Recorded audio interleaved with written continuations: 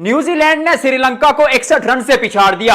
इस 61 रन की बड़ी जीत ने पाकिस्तान के हेमे में भी थोड़ी टेंशन बढ़ा दी है, लेकिन क्या पाकिस्तान अभी भी सेमीफाइनल के लिए क्वालिफाई कर सकता है? वो इक्वेशन, वो सिनेरियो, वो सारी कहानी आपके सामने रखूंगा। पाकिस्तान को अब सेमीफाइनल में पहुंचने के लिए दो रास्ते सर करना पड़ेंगे। नंबर 1 के 27 तारीख को इंग्लैंड और न्यूजीलैंड का जो मुकाबला है, अगर उसमें इंग्लैंड की टीम न्यूजीलैंड को 33 या 35 रन से हरा देती है तो फिर पाकिस्तान की टीम को भी श्रीलंका को 33 या 35 रन से हराना पड़ेगा। यानी कहने का मकसद है कि इन दोनों मुकाबलों से, जो न्यूजीलैंड और इंग्लैंड के दरमियान है और पाकिस्तान और श्रीलंका के दरमियान में है, उससे पाकिस्तान को 70 रन का मार्जिन चाहिए। अब कैसे, मैं आपको समझाता हूं। फॉर एग्जांपल, इंग्लैंड का मुकाबला होता है अगर न्यूजीलैंड से, होगा अगर नहीं बल्कि होगा ही मुकाबला, उस मुकाबले में इंग्लैंड टीम अगर 20 रन से हराती है न्यूजीलैंड को, तो फिर पाकिस्तान को श्रीलंका को 50 रन से हराना पड़ेगा। इसी तरह अगर हराती है इंग्लिश टीम, यानी टीम इंग्लैंड जो है वो न्यूजीलैंड को हरा देती है 35-40 रन से, तो फिर पाकिस्तान को उसी तरह से 70 रन तक जितने रन बचे होंगे उतने रन से मुकाबला जीतना पड़ेगा। पाकिस्तान क्रिकेट टीम का ये सिनेरियो बन रहा है। एक दफा फिर आपको सैंपल वर्ड्स में बता देता हूं, थोड़ा 50-50 करके कि 27 फरवरी को मुकाबला है इंग्लैंड और न्यूजीलैंड का। उस मुकाबले में अगर इंग्लैंड 30 रन से हरा देता है न्यूजीलैंड को, इंग्लैंड 30 रन से न्यूजीलैंड को जब हराएगा, तो 28 तारीख को जब पाकिस्तान और श्रीलंका एक दूसरे के आमने सामने होंगे तो इक्वेशन पाकिस्तान के सामने होगी। अब पाकिस्तान को वो जो मुकाबला होगा वो फिर 40 रन से जीतना पड़ेगा। ये एक सिनेरियो, ये एक केस बन रहा है कि दोनों मैचेस में से पाकिस्तान को 70 रन का मार्जिन चाहिए अगले राउंड में क्वालिफाई करने के लिए। एक अच्छी चीज पाकिस्तान के लिए यह है कि जो इंग्लैंड और न्यूजीलैंड का मुकाबला है वो पाकिस्तान के मैच से पहले है, यानी 27 फरवरी को मुकाबला तय हो जाएगा इंग्लैंड और न्यूजीलैंड का। और उसमें अगर न्यूजीलैंड की टीम वो मुकाबला जीत जाती है तो फिर पाकिस्तान के लिए कोई चांस नहीं बचेगा।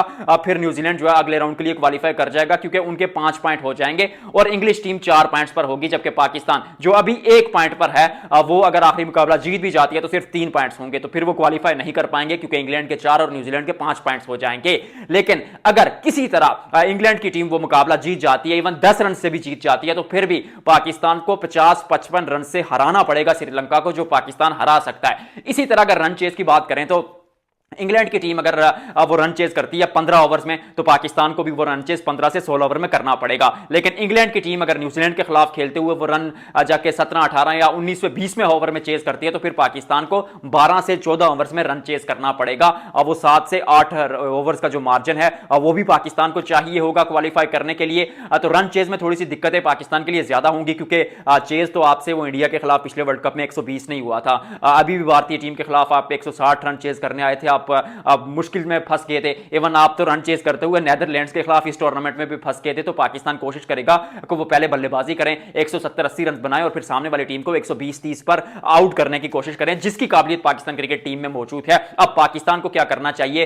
हाथ जोड़कर कहता हूं कि इन ऑलराउंडर्स से जान छुड़ाइए। कल के मुकाबले पर मैं भी कह चुका हूं कल की वीडियो में कि एक समय पाकिस्तान के हाथ में था मुकाबला, पाकिस्तान ने पकड़ बना ली थी, शाहीन शाह अफरीदी ने नए गेंद के साथ अपना काम कर दिया था, लेकिन आपके पास दूसरा कोई स्पेशलिस्ट गेंदबाज था ही नहीं सलमान मिर्जा के अलावा। तो सलमान मिर्जा को आपने सिर्फ 1 ओवर करवाया, आप उस्मान तारिक को लेकर आते हैं जिनका हवा है इस टूर्नामेंट में, जो अकेले जो है ना अपने बलबूते पर स्पिन की गेंदबाजी का बोझ उठाए हुए हैं। उन्होंने पहले ओवर में विकेट भी ली, फिर उनको हटाकर आपने शादाब खान, साइम अयूब और मोहम्मद नवाज को गेंदबाजी दी, जिन्होंने बीच के 7 ओवर में 76 रन यानी 70 रन जो है वो खर्चे। तो उससे पाकिस्तान के हाथ से वो मुकाबला निकल गया। जरा सोचिए कि वहां पर अगर नसीम शाह प्रॉपर गेंदबाज होते, शाहीन शाह अफरीदी के साथ नए गेंद करते हुए, और फिर डेथ ओवर्स में भी नसीम शाह का आपके पास ऑप्शन होता, तो सामने वाली टीम पे प्रेशर होता, एक आध विकेट मजीद जल्दी गिर जाती, तो फिर पाकिस्तान पकड़ बना लेता। सेम इज द केस के शादाब और नवाज, क्योंकि दो ऑलराउंडर्स एक टीम में एक ही तरह के नहीं चलते। तो फिर अगर नवाज को या शादाब किसी एक को निकालकर आप इब्रार अहमद को खिला देते,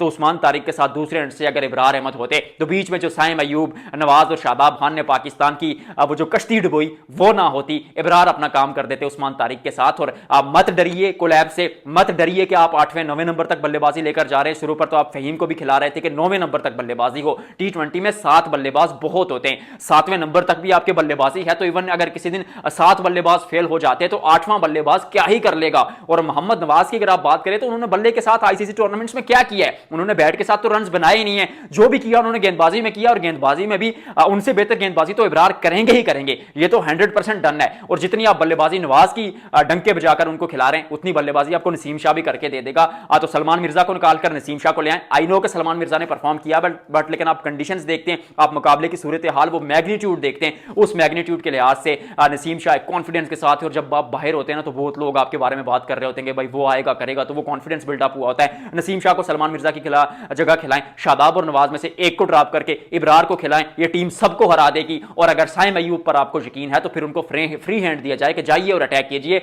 वो डर कर मत खेलें। साहिबजादा फरहान और साइम अयूब अगर ओपनिंग करते हैं, फिर 3 पे आगा, 4 पे बाबर आजम, और समटाइम्स अगर शुरू पर जल्दी विकेट गिर जाती है तो फिर आप बाबर को भी ऊपर भेज सकते हैं। और मुझे तो पर्सनली लगता है कि साइम अयूब को ड्रॉप करके आप बाबर आजम को ओपनर खिलाएं, क्योंकि कल के मुकाबले में भी पावर प्ले में बाबर आजम ने 6 गेंदों पर 11 रन बनाए, तो साहिबजादा फरहान के साथ वो ताकत ऊपर से मिल जाएगी पाकिस्तान को कि साहिबजादा फरहान अटैक करेंगे, बाबर सिंगल डबल्स करेंगे, फिर 3 पे आगा आ जाएंगे, 4 पर आप फखर जमान और 5 पर ख्वाजा नाफे को इन कर दीजिए। ऐसी टीम बनाइए, पाकिस्तान कमबैक कर सकता है। पता नहीं मुझे क्यों लग रहा है, हालांकि सिनेरियो मुश्किल है, आसान नहीं है कि इंग्लैंड की टीम हराएगी न्यूजीलैंड को 30-40 रन से, वापस पाकिस्तान 30-40 रन से हराएगा, 70 रन अल्टीमेटली पाकिस्तान को चाहिए, लेकिन दिस कैन हैपन। याद रखिएगा कि पाकिस्तान क्रिकेट टीम वो कुदरत का निजाम लेकर आती है। भारतीय टीम की भी मुश्किलात बढ़ी हुई हैं, उनका क्या सीन है अगली वीडियो में चर्चा करेंगे।